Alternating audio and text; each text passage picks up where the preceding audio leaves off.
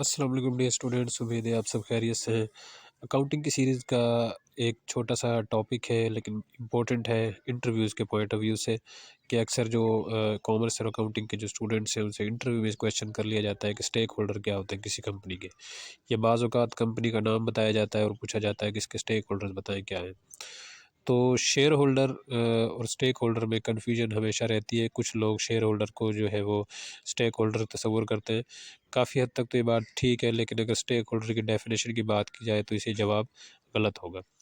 तो मैंने सोचा इस पर एक छोटी सी वीडियो बना दी जाए ताकि आपका जो कॉन्सेप्ट है वो स्टेक होल्डर्स के हवाले से क्लियर हो। तो सबसे पहले शेयर होल्डर की बात करते हैं। शेयर होल्डर क्या होते हैं? वो किसी कंपनी के ओनर होते हैं। कंपनी या फर्म में जिसका शेयर होता है वो कंपनी का ओनर बन जाता है, लेकिन आप उसको कंपनी के ओनर के साथ साथ उसको उसका स्टेक होल्डर भी कह सकते हैं। तो स्टेक होल्डर्स क्या होते हैं? वो ऐसे तमाम इदारे या ऐसे तमाम लोग जिनका किसी कंपनी या फर्म में इंटरेस्ट होता है, इंटरेस्ट डेवलप होता है, तो वो क्या बन जाते हैं कंपनी के लिए स्टेक होल्डर उसके बन जाते हैं।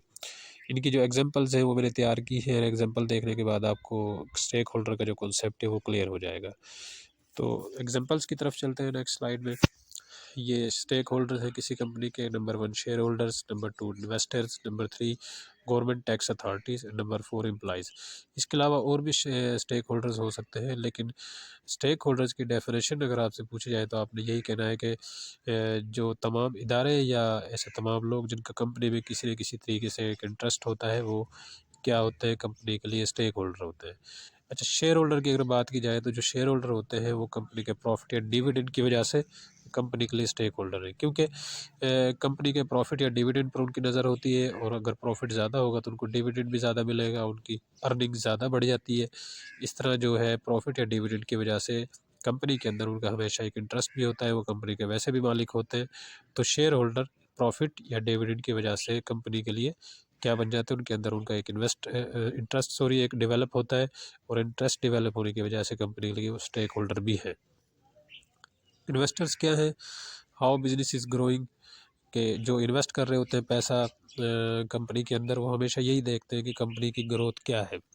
अगर कंपनी की ग्रोथ अच्छी है, बिज़नेस अच्छा ग्रो कर रहा है, तो उनकी इन्वेस्टमेंट ऑटोमेटिकली ज़्यादा होगी, उनका इंटरेस्ट ज़्यादा डेवलप होगा।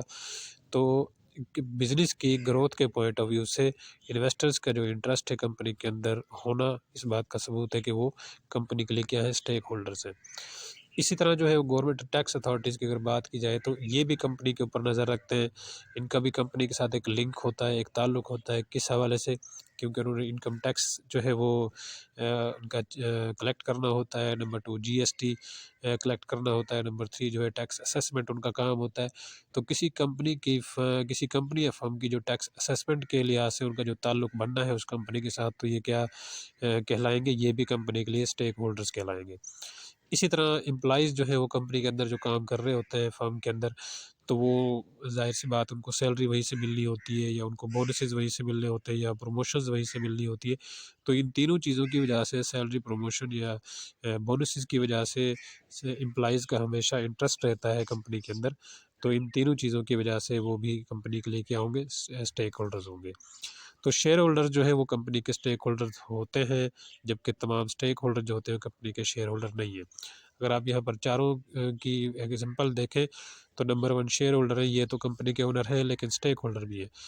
बाकी 3 की अगर आप बात करें, इन्वेस्टर्स जो होते हैं या टैक्स अथॉरिटीज़ जो होती हैं या एम्प्लॉइज़ होते हैं, ये टैक्स अथॉरिटी और एम्प्लॉइज़ जो हैं ये कंपनी के शेयर होल्डर तो नहीं है, ये तो कंपनी के जस्ट स्टेक होल्डर्स होंगे।